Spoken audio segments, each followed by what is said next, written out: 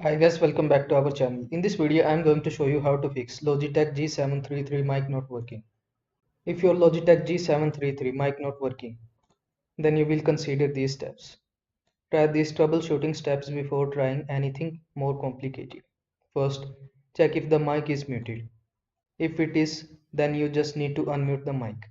Second, ensure the detachable microphone is firmly plugged in. Third, if the microphone is not muted and is connected properly, then try the microphone on another device to see if the mic works.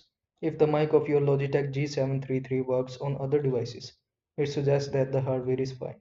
There is a small hole in the left ear muff where you can insert a small pin to reset it. Alternatively, you can remove the right ear muff and press the reset button. When you remove the left ear muff in your headset, then you will see the reset button, the small button you can see. Simply press the reset button.